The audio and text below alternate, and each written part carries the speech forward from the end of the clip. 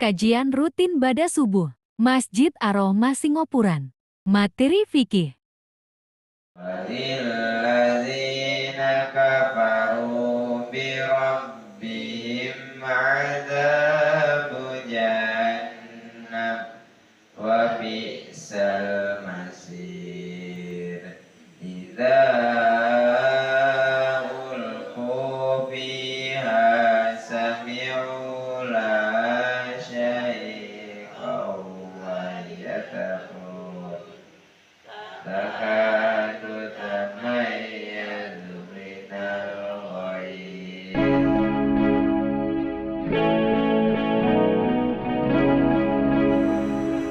Kemarin pertanyaannya bagaimana, Pak? Yang tentang alkohol.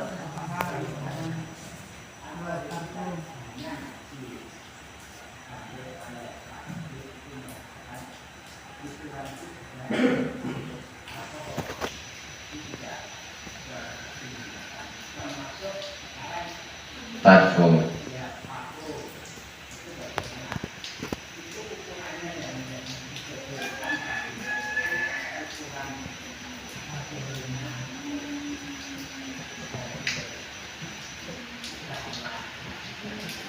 Jadi di hadis dijelaskan bahwasanya yang banyak, apabila yang banyaknya itu najis, maka yang sedikitnya juga najis. Dan apabila yang banyaknya itu haram, maka yang sedikitnya juga haram. Itu dalam hadisnya. Nah, untuk alkohol, jadi mau banyak mau sedikitnya itu, kalau kita ikut hadis tadi, kalau haram ya haram, berarti kalau najis juga najis. Berarti bukan dilihat dari kadarnya, tetapi beberapa imam itu berpendapat, ada beberapa pendapat dari beberapa imam. Pendapat yang pertama tentang alkohol itu, bahwasanya alkohol yang untuk digunakan untuk parfum itu beda dengan alkohol yang untuk di dalam khamar atau minuman keras. Jadi yang buat di parfum itu, yang buat di parfum pakaian atau karpet itu diperbolehkan.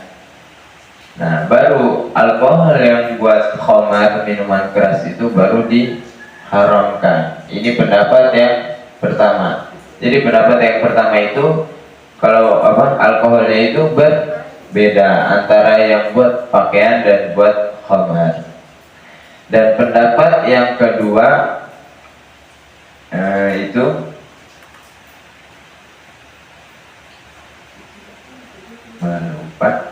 pendapat yang kedua itu bahwasanya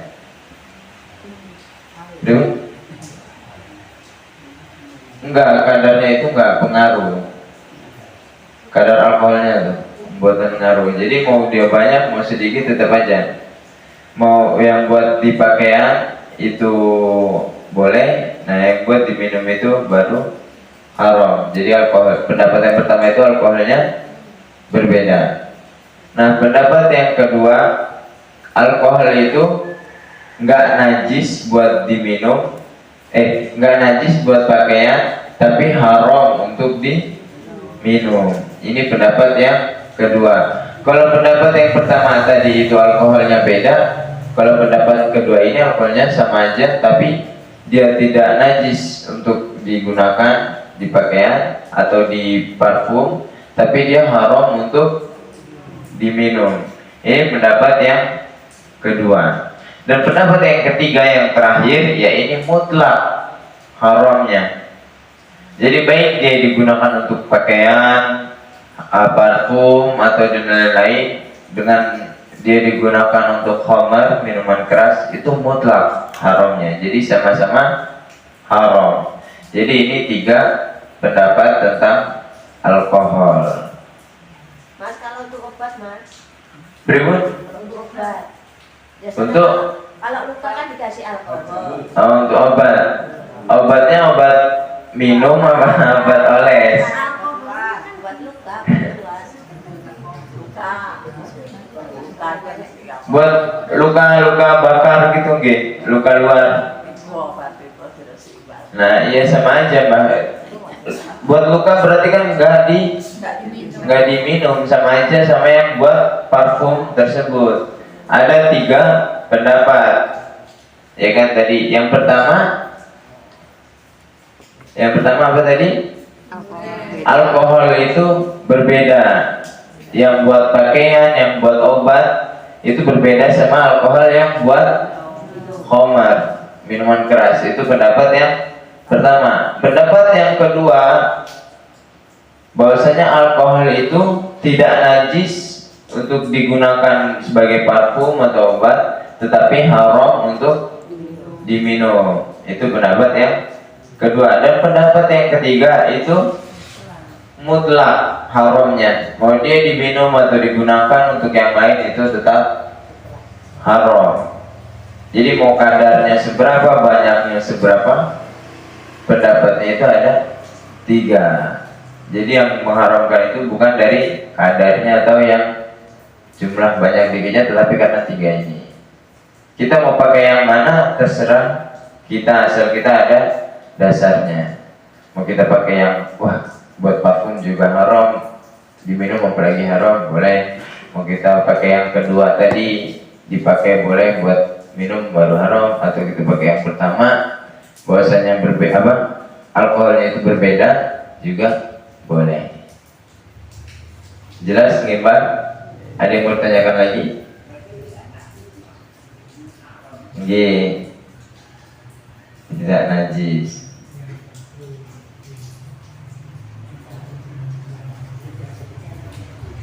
Yang ketiga haram, nggih. Najis haram.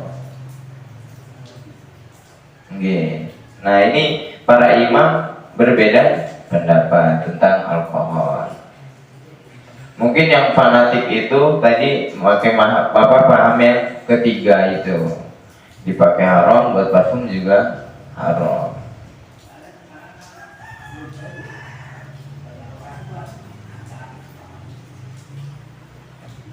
Oke. Alkohol, ada yang non alkohol. Oke. Nanti kalau ada yang bertanya lagi, tinggal dijelaskan 3 ini, bahwasanya para imam dan para ulama itu berbeda pendapat. Ada beberapa pendapatnya. Ada lagi yang mau ditanyakan?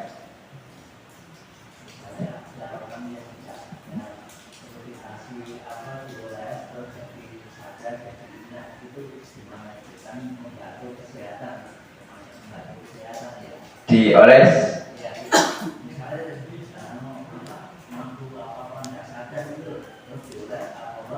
makin mabuk. Oh enggak.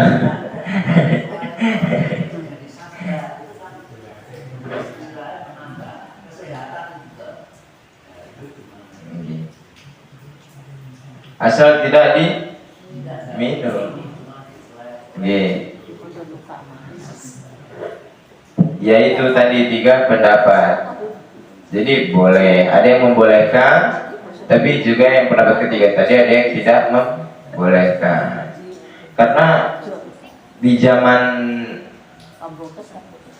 Nabi itu ada salah seorang perempuan, siapa namanya saya lupa, dia itu mau dioperasi. Ada di zaman Nabi itu, dia mau dioperasi, tapi dia menjaga dirinya dari suatu barang yang haram.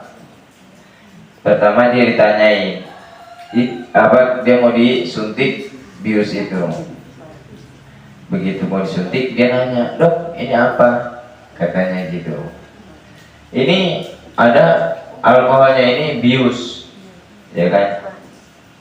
Jadi nanti kalau kamu udah dibius, kamu nggak sadarkan diri, biar nanti operasinya itu enak. Terus dia bilang, "Wah, nanti saya berarti nggak sadar dong. Saya juga nanti berarti hilang akal, ada apa? Alkoholnya, saya nggak mau," katanya gitu kan. Ya udah, akhirnya dicariin. Kata dokternya, "Ya udah, pakai cara yang mudah. Diambilkan khamar, dia kasih khamarnya itu, nih minum khamar." "Loh, kok malah suruh minum khamar?" katanya. "Ya udah, biar kamu nanti hilang apa namanya, hilang kesadarannya, maksudnya udah nggak kepikir apa-apa kan, namanya udah minum khamar. Nah baru nanti dioperasi jadi nggak kerasa.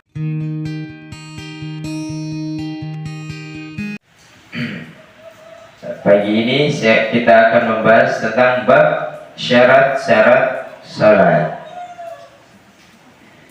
Hadis yang pertama, an Ali bin Talqin radhiyallahu anhu qala Rasulullah sallallahu alaihi wasallam, idza fasa ahadukum fi sholati falyansarif wal yatawadda wal yu'id sholata.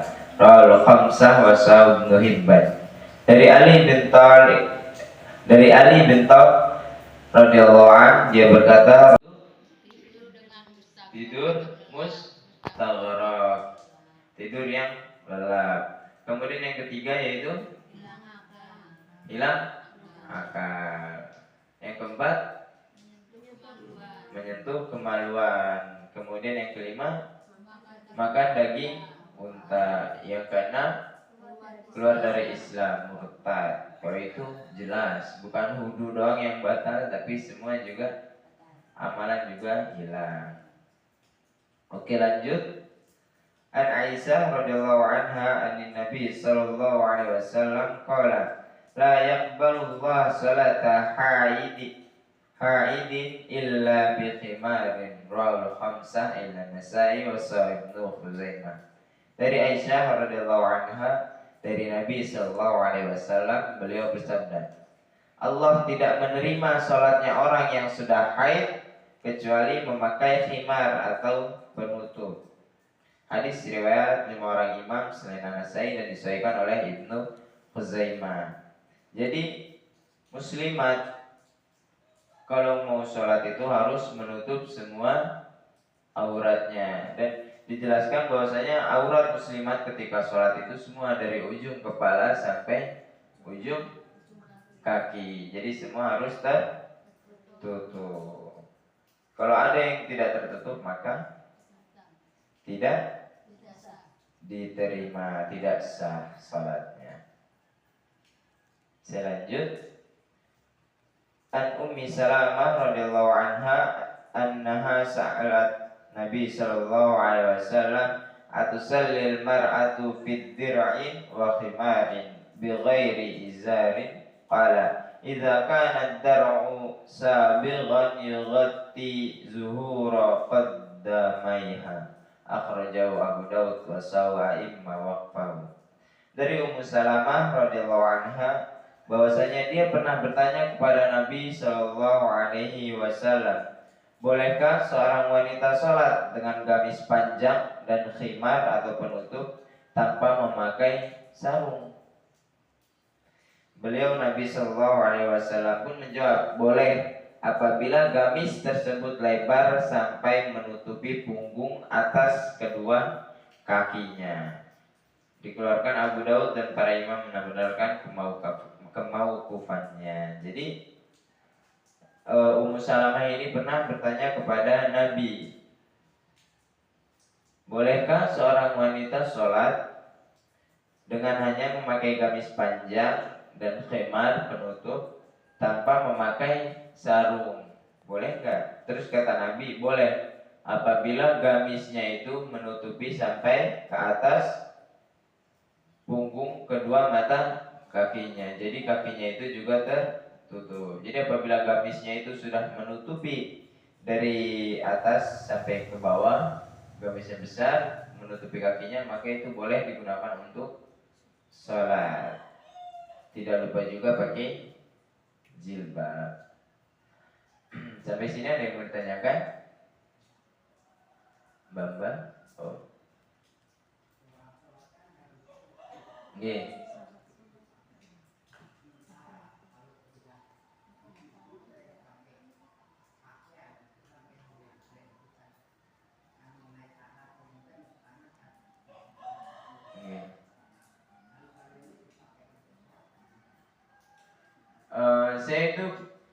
Saya pernah nanya ke mbak-mbaknya juga. Kan kalau pakai baju kan biasa muslimat sampai gembreng sampai ke jalan-jalan. Bagaimana itu najis apa enggak? Tapi kan karena ada dijelaskan bahwasanya suatu kotoran itu bisa disucikan dengan tanah. Oke. Jadi kalau itu kena tanah maka itu tidak najis. Walaupun sekiranya ada kena kotoran, tapi kan nanti kena tanah yang lainnya yang bersih juga, dan itu tidak najis. Gitu Om. Ada lagi yang bertanyakan? Umi ada nggak Umi? Nggak.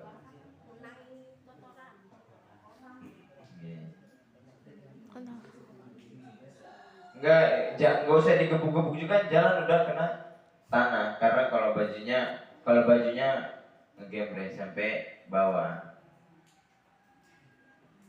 Seperti itu. Ada lagi yang bertanyakan? Apakah kurang jelas? Umar? Oke. Sholat juga tidak ganti baju, pakai baju yang ke pasar tersebut. Kecuali emang benar-benar berapa?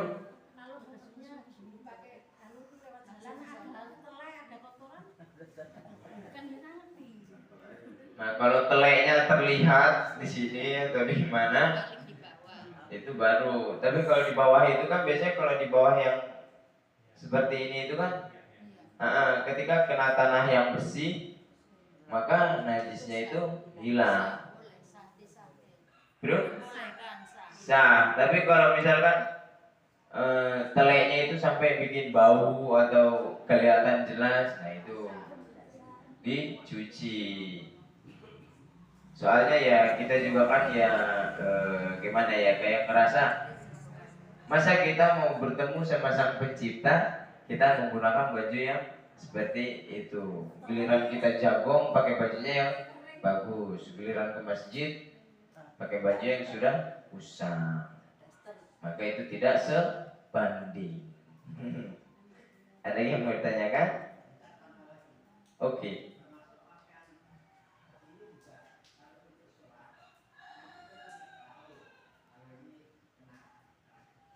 Oke.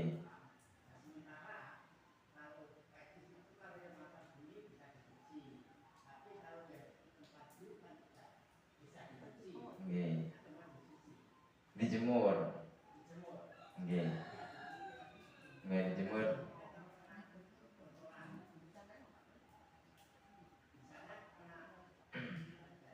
Oke.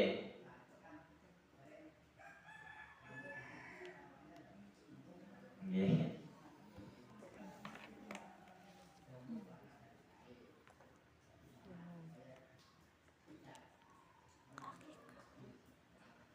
Kalau misalkan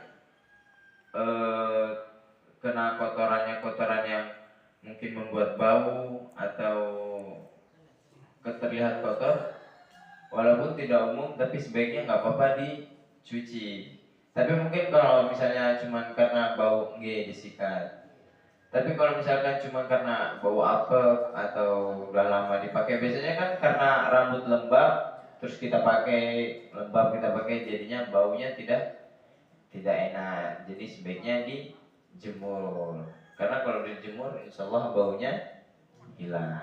Tapi kalau misalkan lagi kita bawa atau kita pakai terus nggak sengaja jatuh, terus kena kotoran hewan, entah itu ayam atau kotoran kambing, baru kita cuci juga nggak apa-apa. Dicuci lebih baik, dihilangkan kotorannya biar tidak bau. Belum deh? Kalau sholat di ketiban telek cecak dari atas itu kan benernya Nggak kedengeran Bude. kalau sholat kan terus tiba-tiba ada cecak neleki gitu loh, neleki Badan telek kan cecak, nggak Mas. kan nggak Badan bau telek cecak. kan enggak Satu-satu Bude, satu-satu.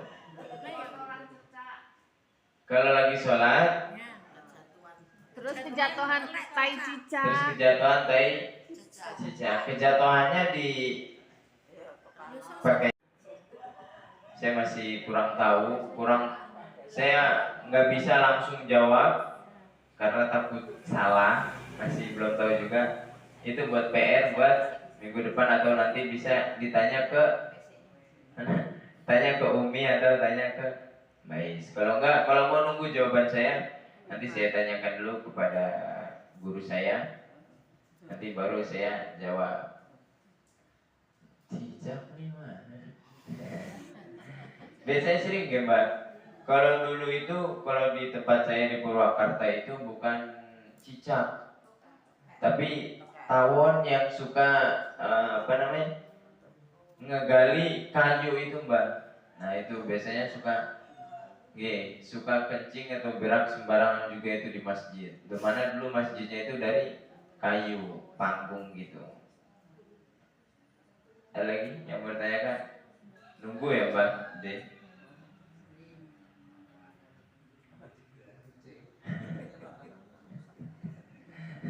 Kejatuhan kucing.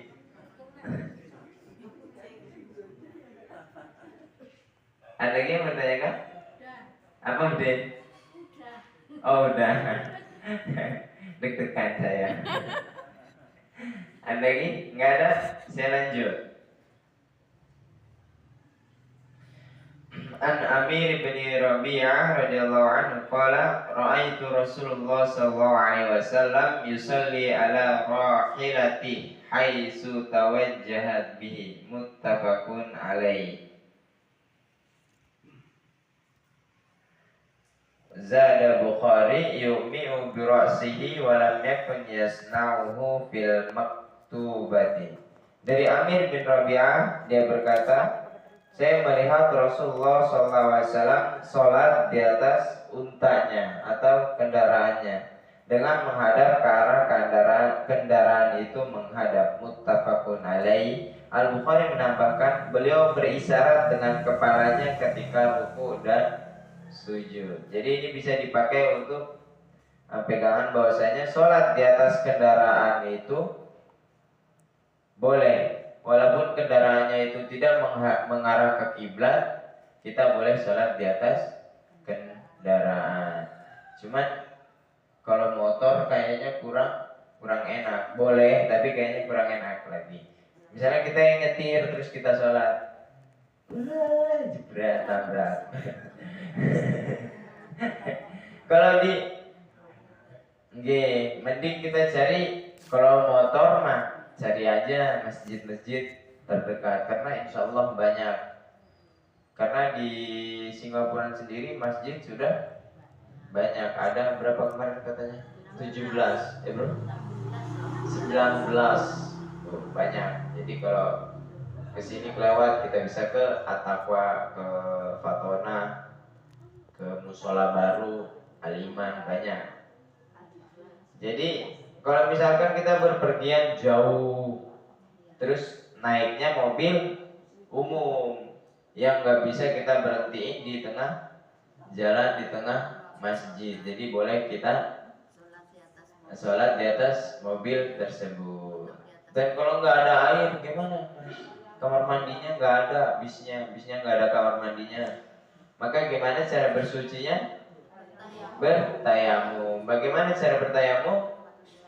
Ditepuk, kemudian ditiup. Setelah ditiup kita ke muka, baru ke telapak tangan. Kemudian cara yang kedua yaitu ditepuk, kemudian langsung kita taruh di tangan, baru ke wajah tanpa harus ditiup. Itu cara yang kedua. Sampai sini ada yang mau ditanyakan lagi? Sudah suruh. Ada lagi yang mau ditanyakan? Waktu berjalan semakin cepat dan tanda-tanda sudah terlihat. Bakal terjadi apa? Ya, sholat Isra.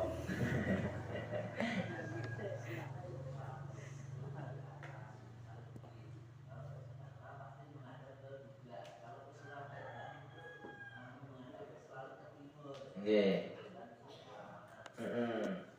Karena di sini juga dijelaskan Nabi SAW sholat di atas untanya dengan menghadap ke arah kendaraan itu menghadap. Jadi untanya itu, unta Nabi juga nggak selalu menghadap kiblat. Jadi kemana aja arah untanya, Nabi tetap sholat. Jadi mau kita jalannya ke timur, ke utara, kalau di atas kendaraan boleh sholat. Tidak harus mana. Kalau misalkan kita di bis, sholatnya harus ke kiblat terus. Sholat. Sini awalnya kiblat, bisnya belok, kita jadi gini. Iya, ya. Jadi kita tetap sholat biasa, ngikutin arah bisnya. Kan jadinya kan nanti orang melihatnya aneh kalau tiap bis belok kita berubah, bis belok kita berubah. Masnya ngapain? Ada lagi yang bertanyakan? Untuk alkohol jelas nih Om. Ada lagi yang bertanyakan? Kalau nggak ada kita tutup dengan tasbih. Subhanallah wa bihamdihi adada khalqihi wa rida nafsihi wa zinata arsyihi wa midada kalimatihi. Subhanallah wa bihamdihi adada khalqihi wa rida nafsihi wa zinata arsyihi wa midada kalimatihi. Subhanakallahumma wa bihamdika.